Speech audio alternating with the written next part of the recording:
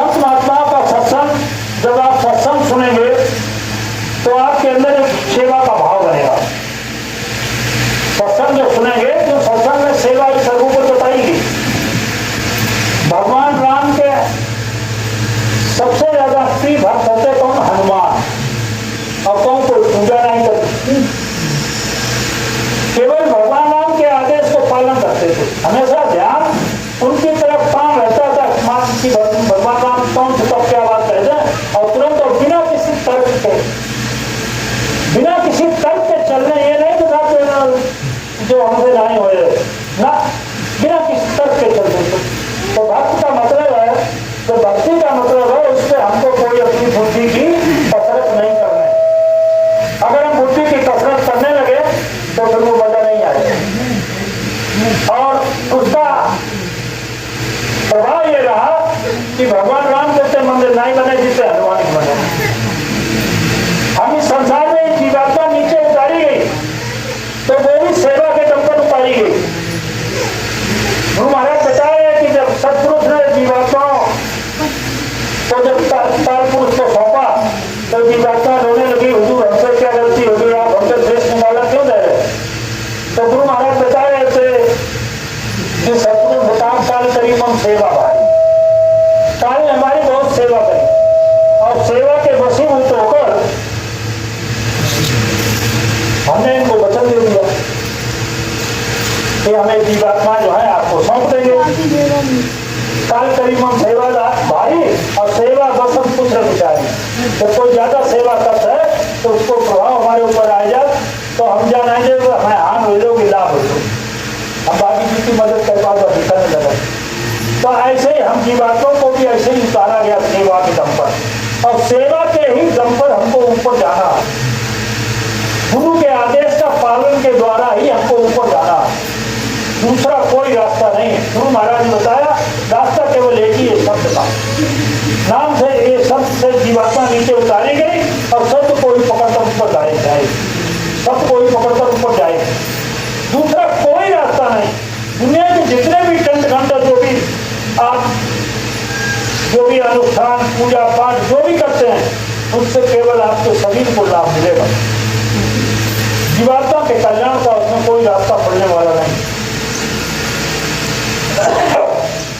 जो माता बहने बेटी की गाँव करती तो वहां आप देखो क्या चीज मांगी यार, बेटा दे दो, दौलत दे दो, कपड़ा दे दो, जमीन जब्त दे दो, ये चीजें मांगी जाए। और अभी आपने इतनी प्रार्थना सुनी, गुरु महाराज के दरबार की प्रार्थना आपने सुनी, किसी में भी कोई संसारी चीज मांगी गई, कोई संसारी चीज मांगी गई हो बता दे आप?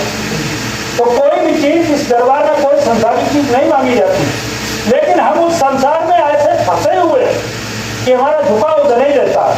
तो उसके लिए गुरु महाराज ने कहा मैं तुम्हारी इधर भी संभाल करूंगा और उधर। गुरु महाराज कह रहे थे तो बेटा रोटी कभी मत मांग रहा, उसे खुद मालूम है कि तुमको किस समय किस चीज की आवश्यकता है, वह स्वयं मुहैया कराता है। और मुहैया कराता है इसमें कोई शब्द नहीं। हम तो केवल अपने से जानते हैं, दुनियादारी लोग कहने लगते हैं जो तो अपने घर परिवार की सुनाने लगती, तो हकीकत जाए जो हकीकत है तो सुनाने लगते हैं। तो हमने क्योंकि हमारी स्थिति साहब आर्थिक स्थिति इतनी खराब थी कि हम जब सत्संग समाप्त होता था आरती होती थी तो हमारी आरती चढ़ावे के लिए पैसा नहीं हो, हम जाकर के गुरु महाराज ऐसे कुछ करते हो चढ़ाओ कर चढ़ावे के लिए मांगो। अब कहावत कही गई चढ़ावे के लिए जब तुम्हारे 100 रुपया हुए तो 10 रुपया चढ़ा दिए, 5 रुपया चढ़ा दिए, 2 रुपया चढ़ा दिए, 1 रुपया चढ़ा दिए।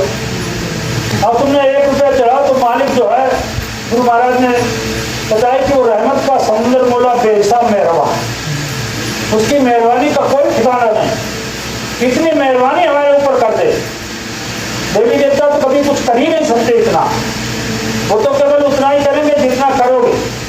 और उसमें अगर तुम थोड़ा बहुत आप उनके थोड़ा बहुत गलत कदम पड़ गया तो उल्टा थप्पड़ भी मार देते कि उनके पास दंड है, उनके पास दंड है। यहाँ केवल 2 ही चीजें हैं, दया और क्षमा, दंड का कोई विधान नहीं।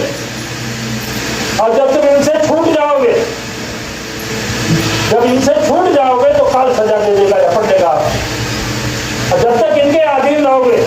तब तक काल की हिम्मत नहीं कि गुरु महाराज ने बताया जब नाम दान देते हैं जिस चीज को तो उसके प्राणों की डोरी जो है अपने पास कर लेते हैं, काल के हाथ से छुड़ाकर अपने पास कर लेते हैं। और जब फिर उसे जीव को अपने हिसाब से कोई सजा दिलवानी है तो अपने हिसाब से दिलवाकर क्यों उसको जिसको पकड़ लिया। गुरु महाराज कह रहे कि मैं वो जमुना हूं जिसको पकड़ लेता हूं उसको छोड़ता नहीं, चाहे छू करो चाहे मुंह करो। गुरु महाराज ने कैसे ही हंसी मजाक कहानी सुनाई कि एक महात्मा थे तो वे एक जामुन के पेड़ के नीचे से निकले और वहां जो है हवा चली, काफी जामुन काले काले पड़े, तो वे उन्हें जामुन खाए, बड़े स्वादिष्ट लगे।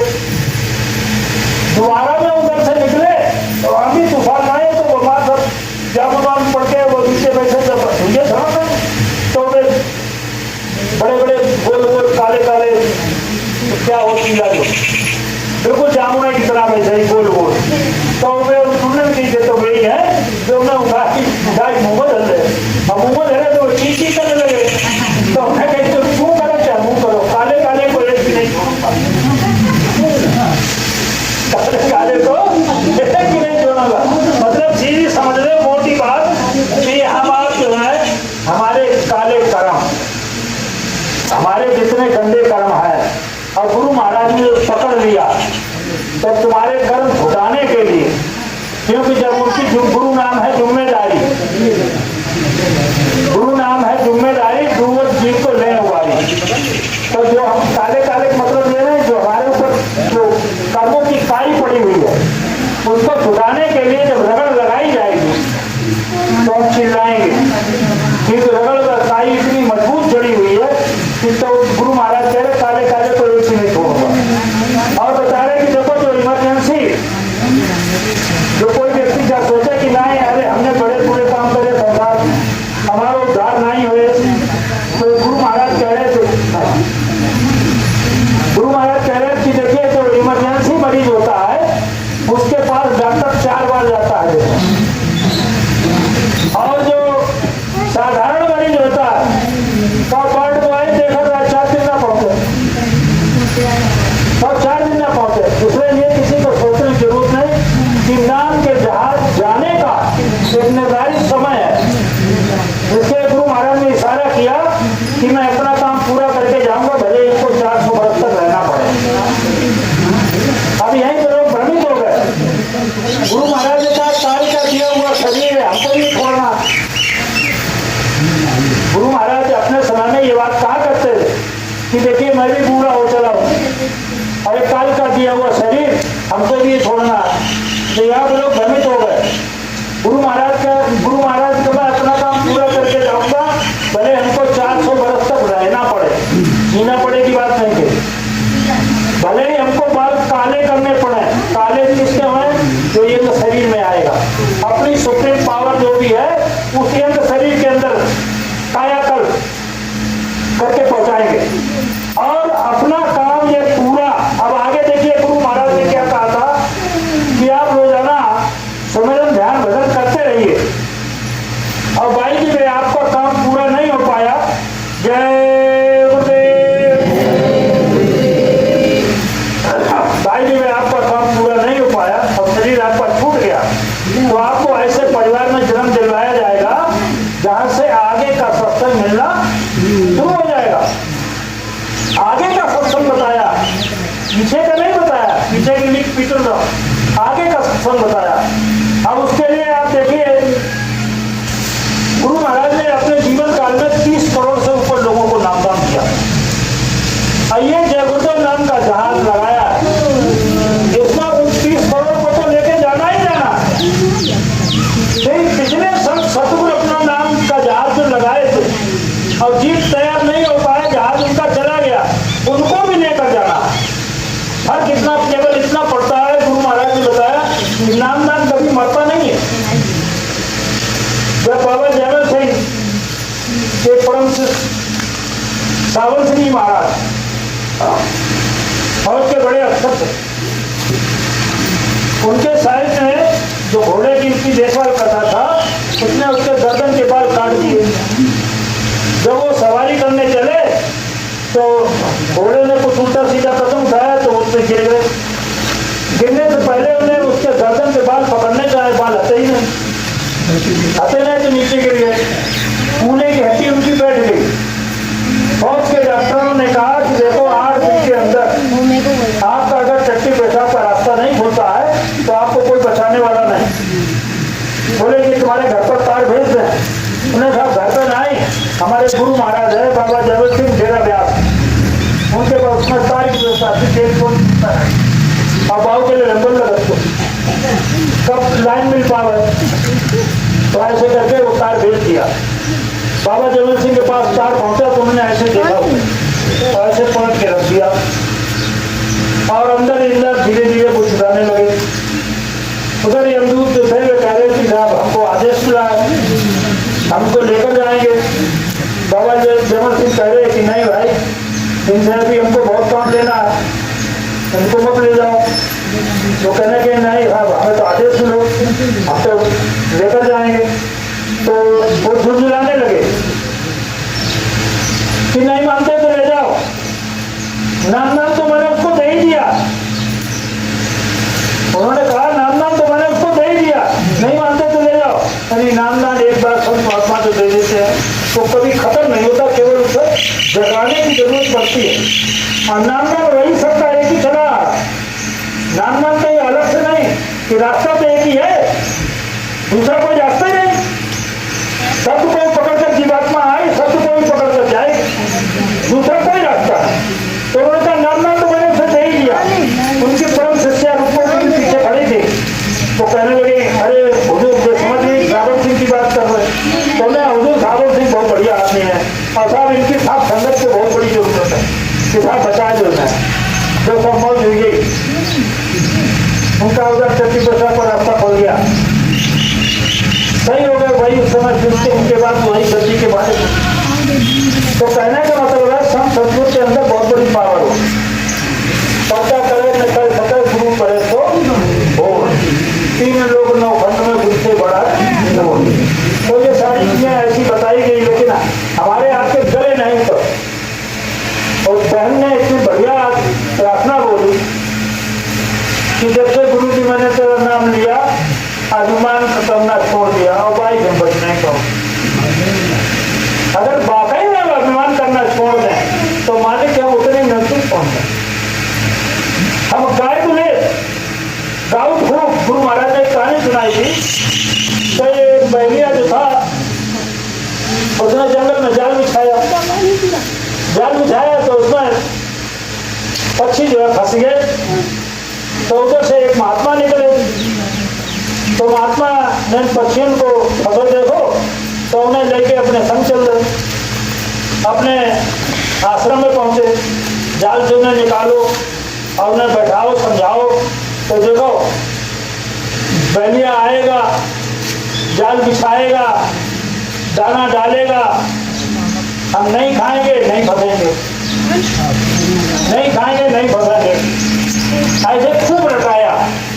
जब पक्षियों ने खूब रट लिया कि बैलिया आएगा, जाल बिछाएगा, दाना डालेगा, हम नहीं खाएंगे नहीं फंसेंगे, जय होगी, उन्हें खूब रट लो। अब महात्मा ने उनको छोड़ दिया कि जाओ अब तुम जो है जंगल में रहने काबिल हो गए, जाओ।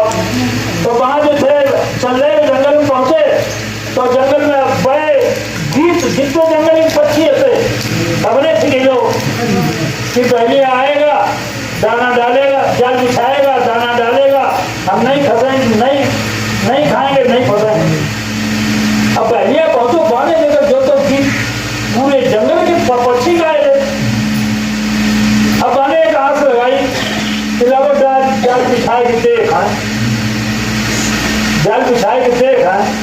तो उन्होंने बाने जाल बिछाए दो।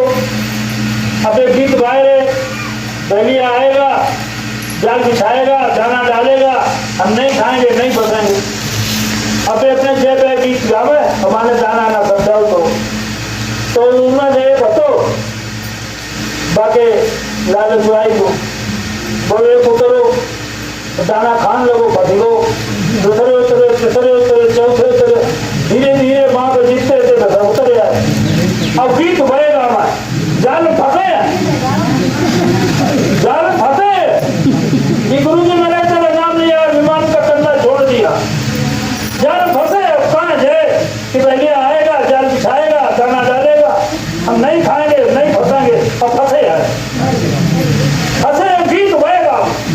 कि पहले आएगा दाना डालेगा, जाल बिछाएगा दाना डालेगा, नहीं खाएंगे नहीं फंसेंगे, अब फंस गए काल ने अपना घेरा डाल दो, झपट लो तुम।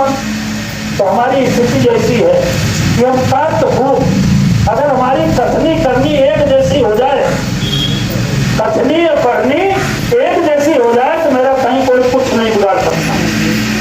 लेकिन हमारी कथनी करनी फर्क पड़ रहा है।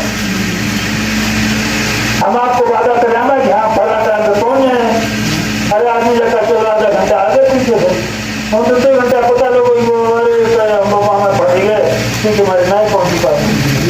हाँ अब तो ऐसे ही फंस जा। तो हमारी स्थिति वही है कि पहले आएगा दाना डालेगा, जाल बिछाएगा दाना डालेगा, हम नहीं खाएंगे नहीं फंसेंगे, ठीक तो भाव, लेकिन कर्म पे ही सबका। जब तक हम अपनी कथनी करने में सुधार नहीं करेंगे तब तक हमारा भला होने वाला नहीं। हमारे अध्यक्ष देखो सुनाओ कर तो सत्संग है कि पड़े हम गाड़े बंधना, हम बड़े गाड़े बंधन थे। तो पहला बंधन पड़ा देह का, दूसरा क्रियाजान, दूसरा क्रियाजान, और तीसरा बंधन नाती बताओ, और नाती के जब नाती है तो कोई फिर कौन ठिकान। अब बंधन इसके पहले ही हमने खोल ली, लेकिन देह के बंधन को नहीं समझा। अब पहला बंधन पड़ा देह का, अब हमारी देह का बंधन सबसे पहले हमारे माता पिता, फिर भैया बच्चे थे, चचा ताऊ, बुआ फूफा, बहन बहनोई, ये हमारी देह से जुड़े हैं। तो देह बंधन तो जय तो है, और कोई बंधन थोड़ी है। जितने हमारी देह से लगे हुए रिश्ते नाते हैं वे हमारी देह के बंधन है। और उनके दूसरे क्रियाजान जब हमारा ब्याह हो उतने ही बंधन वो लेके आई, तो समझो दूसरा बंधन इसे नहीं क्रिया को होता होगा कि उतना कि बाबू के चचा दाऊ बुआ फूफा बहन बहनोई, अब पहले तो थोड़ा रिश्ता नाम बदल जाना, सास ससुर फूफा ससुर मैया ससुर क्या ससुर और आजिया था। ये हमारे देह के बंधन है। तो बताओ जब ऐसे देह के बंधन फंस गए, और जब नाती तो वही है, जब लड़का शादी हुए तो क्रिया बंधन नहीं हो, और जब नाती की शादी हो तब नाती हो तो बाबू पास उतने ही बंधन है। तो ऐसे बराबर ऐसे बंधनों फंसे, लेकिन हमें जब ज्ञात नहीं है कि यह बंधन कोई अकेले मेरे ही ऊपर थोड़ी है, ये तो सबके लिए है, हमें हिस्सेदारी सबकी है, हमें का ठेकेदार बने, समझने की चीज है, हमें क्यों ठेकेदार बने। अब नहीं तो अरे वो मामा है हमारे, वो फलाना इतनी बात, उनके लड़का जो है तो उधर बाहर रहा तो दूर रहा, वो उन देखा करे तो देख बना, अरे जिम्मेदारी उनकी है, उनकी औलाद ठीक है। तो ऐसे देख बंधन फंस के कभी कभी क्या होता है, मालिक से दूर हटते चले जाते। नहीं तो ऐसा हमने कह रहे पहले तुमने बंधन लगाए तो जात बिरादरी बिना ही फंसे, तुमने नाते रिश्तेदारी ढूंढ, नाते रिश्तेदारी ढूंढ ले। अब नाते रिश्तेदारी ढूंढ ले तो हम और गिर गए। अब नाते रिश्तेदारी बाप पूरा पता ढूंढ लो, वे ऊंचे रिश्तेदार वे छोटे रिश्तेदार, ऐसे जाएंगे हम बराबर फंसते चले गए। और गुरु महाराज निकालने लगा तो अपनी अपनी रोटी लेके देखो, शाकाहारी को प्रचार करियो, सबकी रोटी इकट्ठी करियो एक जगह, तो जात बंधन खत्म कर रहा हो, कुटुंब परिवार बनाए हुए। जबकि सत्संगी का कोई जात परिवार से कोई लेना देना नहीं, सत्संगी की कोई जात नहीं। तो अभी समय है कि जात बंधन से कुटुंब परिवार के, इसीलिए बताए वो प्रार्थना हमें सबसे बढ़िया लगी। आज की सारी प्रार्थनाओं में सबसे एक प्रार्थना कि गुरु जी मैंने जब से तेरा नाम लिया अभिमान तो करना छोड़ दिया, यहाँ तक कि जात बंधन तो दूर रहा, अपने शरीर पर भी अभिमान मत करो। प्रार्थना में दिया कि हमने शरीर पर भी अभिमान करना छोड़ दिया। ये हमारे शरीर को भी अभ्यास होते कि नहीं, हमको झाए तो आप कहीं गिनाएंगे। तो ये प्रार्थना इतनी मार्मिक है, इसे अगर हम अपने जीवन में उतार लें तो मालिक के बिल्कुल नजदीक पहुंच जाए। बड़ी समझ चीज है।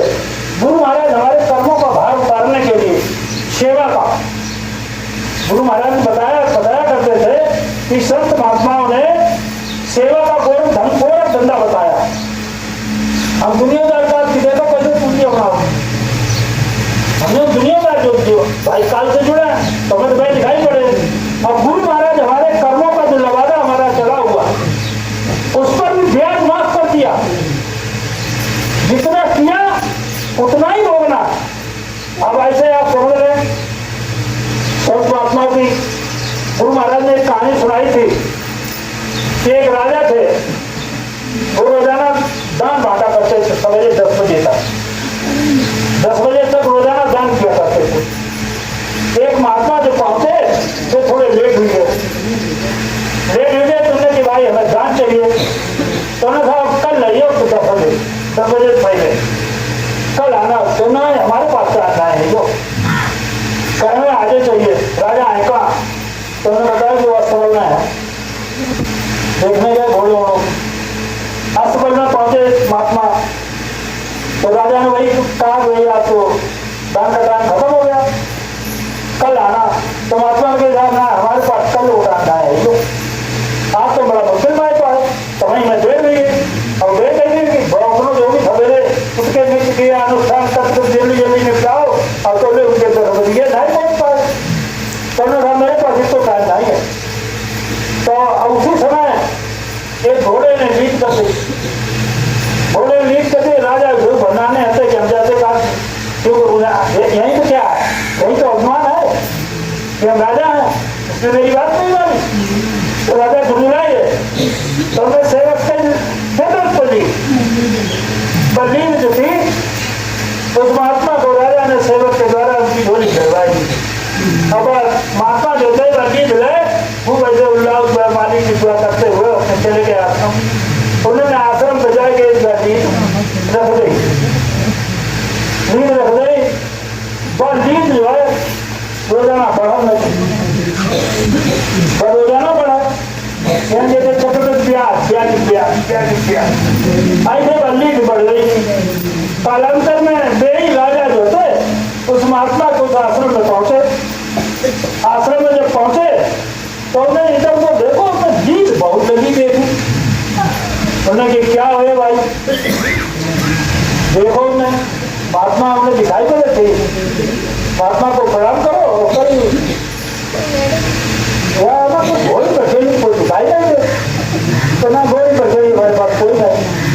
कहीं नींद बहुत लगी। अरे कहीं नींद का एक राजा थे दान बांटे थे 10 बजे, हम जरा लेट पहुंचे, मेरे से आश्रम से टाइम नहीं बचत, हमें मेरे से टाइम है ना आ जाए ना देव। तो उसने हमारे गुस्सा की वाली दे दी, बाकी हमने रोज बढ़त तुमने जाको कहा हुए। राजा ने पूछी जिज्ञासा भर कि भाई जल्दी दिखा है, तो जल्दी में राजा खान पड़े। अब देखो कि जल्दी में राजा खान पड़े तो उन्हें बड़ी मुश्किल उन्हें कि देखो अब राजा का साथ दे, राजा तो हम ही हैं और हमें जल्दी से आपको दिलवाई तो तुम्हें घर तो आप खान पड़े, कहना को कोई उपाय बताओ बाकी जाओ। हाँ संत महात्मा जब तुम्हारी जल्दी बढ़ रही तो गरीबों कुछ उपाय हो रहे। तो उन्होंने कही कि तुम्हारी झूठी बुराई फैल जाए तो जल्दी बढ़ी जाए। तो उस राजा ने एक गरीब ब्राह्मण की कन्या को उठवा लो और उसको अपनी बेटी से भी ज्यादा सम्मान दो और बाहर जो संबल फैलाती कि राजा बड़ा अत्याचारी दुराचारी पापाचारी, उसने गरीब ब्राह्मण की कन्या उठा लो, पता नहीं इसके साथ क्या पापाचार करता है। चिंता बुराई पब्लिक में फैल गई, बुराई साहब खूब बुराई रही कि राजा बहुत अनीच कर लो, बहुत नीच है फलाना इस तरीका की। उसके बाद तुमने विद्वानों को बुलाओ कि जरा छानबीन करो भैया अपने गणित योग लगाओ कि बदली है कि खत्म हो गई। तो उन्होंने वो देखी, उन्हें अपना हिसाब किताब लगाओ विद्वानों ने, उन्हें साहब नींद तो वह खत्म हो गई। तो कहा भाई आपकी झूठी बुराई करके पब्लिक बांट गई, आपकी झूठी बुराई करके अब पब्लिक तो साहब अब उतनी बची जितनी आपने दी है, तब उतनी बची। तो उन्होंने कही साहब बाबे ने क्या करो जाए, साहब नहीं महात्मा दिख जाओ, वही आपको उपाय बता देता। तभी पहुंचे तो महात्मा ने कही भाई हम तो ना जाको कुछ कर सकते, हमारे गुरु जी जंगल में आगे रहा था, उनके पास आप चले जाओ। उनके पास गए तो उन्होंने क्या किया, तो साहब बड़ी अनुनय विनय करी दीन भाव से, तो साहब कैसे खत्म हो गए बताए दो साहब। तो हमने कहा जो बनी जरा दीजो, जरा दीजो तो थोड़ी सी राख बची, राख अपने आटा मिलवाई खा लीजिए, बाद में नहीं पड़ी, लेकिन खाने पड़ी, जो खाने पड़ी, जो किया है वो भुगतना पड़ेगा। लेकिन जब सत्संग में आप पहुंच गए, संत महात्माओं का सत्संग सुनेंगे, तब बात जो नींद जो इसको बड़ी पहाड़ है जो होते हो तो बच गया और बात में जलाई के राख कर देगी, लेकिन जो कहा बच जाओ बचे ना, लेकिन तुम्हें इस काबिल बना दिए कि तुम बिना किसी दिक्कत के खाए। इसलिए संत महात्मा को सत्संग की जरूरत होती है। और अगर संसार में हम रहेंगे तो संसारी जितनी शक्तियां हैं, काल की शक्तियां, मैं ब्याज की आपको भुगतनी पड़ेगी, वो वहां बचने वाले नहीं। किसी ने संतों का दरबार जो सबसे ऊंचा दरबार बताया गया।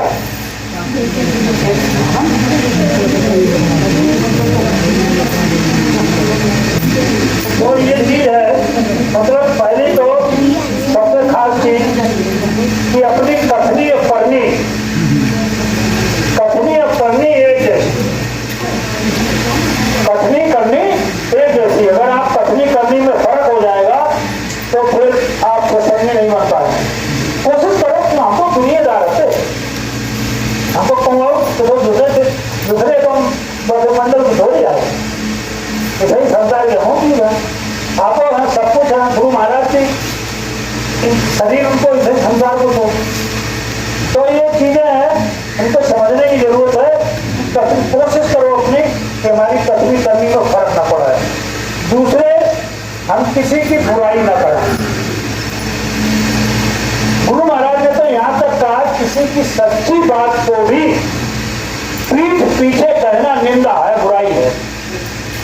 मतलब किसी ने कोई गलत काम करो तो हम लोग बहुत पाकिस्तान लगा तो सच्ची बात कहते उनका, लेकिन पीठ पीछे सच्ची बात भी कहना गुरु महाराज ने निंदा बताया, बुराई बताई। इसलिए हमने भैया हमारे श्याम सिंह जैसे हमने दशों महीना पढ़ो, तुम्हारे जिनको बाहर सौंपो को अपना उतने से मतलब रखो, सारे दूसरे को हमारे जाते तो उनसे जाता तो दिखता अपनों ना धोए पारे दूसरे पाए बुला कर तो कहते हम जाता कि जाको नुकसान ना हो। देखो उनको भाव बहुत अच्छे हो, तो जाता तू जाता हम जाता कि जाको नुकसान ना हो और बातों अपने ऊपर जाके देखते। लेकिन सत्संग का इतना बड़ा प्रभाव रहा उनके ऊपर, उनको बहुत अथा कष्ट था शरीर में। जिस समय उनका शरीर छूटा है उससे पहले उनको बड़ी शरीर में मतलब शारीरिक कष्ट हो, यहाँ तक कि नीचे की खाल भी छिल गई, लेटे लेटे शरीर बेकार हो गया, लेकिन उनको मालूम नहीं हुआ। गर्दन से नीचे का नर्वस सिस्टम फेल हो गया, नीचे का नर्वस सिस्टम फेल हो गया तो नीचे का विरोध का नारी उन्हें बाबू ज्ञान नहीं लगा और खूब के सत्संगी पे भी पहुंच जाते उन्हें सत्संग सुनाओ और शरीर में भाग कर सबको। तो गुरु महाराज ने उस काबिल को बना दिया कि उन्होंने कष्ट भी सह लिया और बालों पे नहीं पड़ा। ये सत्संग का प्रभाव होता है। मतलब इधर उधर कई बार जो प्रत्यक्ष बात है तो प्रत्यक्ष है, इधर उधर की नहीं, उधर उधर उदाहरण देते हैं हम, इधर उधर सुनाते हैं। राजे वाली कहानी है, अच्छा असली है कि काल्पनिक है क्या पता, लेकिन या तो प्रत्यक्ष है। नर्वस सिस्टम गर्दन से नीचे ऊपर चला रंगोल है, जब मालूम देते हैं कोई बीमारी नहीं और नीचे शरीर में जो हाथ उठे तो नहीं, पैर उठे तो नहीं, मतलब तो उठाएगी धरते तो धरते नहीं, जहाँ धरो कहीं धरो रहे। नीचे नर्वस सिस्टम फेल हो गया, सारे कष्ट नीचे, उनको उसका कोई भान नहीं। तो हमको आपको उनको कष्ट सहने के लिए काबिल बना देते हैं। सत्संगी प्रेमी जो है बर्दाश्त करने की क्षमता बना देते हैं। जब हम संसारी अगर कोई काम है, अगर हमारी कोई नुकसान हुई हो तो सत्संगी प्रेमी जाकर चले जाको कुछ बाकी हुए ले जान दो। और संसारी तो अरे बहने हमारे बर्बाद कर दो और दिन में तो सब ले गो। हमने खेत में बताया हमारे पानी डाल दो तो बाकी खेत में पानी कट गो वहां फोन करो कि जो हमारा खेत सब डूबे दो। हमने अब माल देखे कि तो डूबो यार हमें मालूम होते जिससे हम पहुंचे तो खाली एक दूध पूरी न बन तो तू समझानी है तो चिल्ला के मेरा खेत पूरा तो डूबे दो। और जो सत्संगी है तो कच्चे लगता जो इसको थोड़ा बहुत कटत है यार। अब पड़ोसी है तो उसके किसी गोष्ठी में गए तो कुछ वैज्ञानिक बोले कि अगर आपकी फसल में कीड़ा लग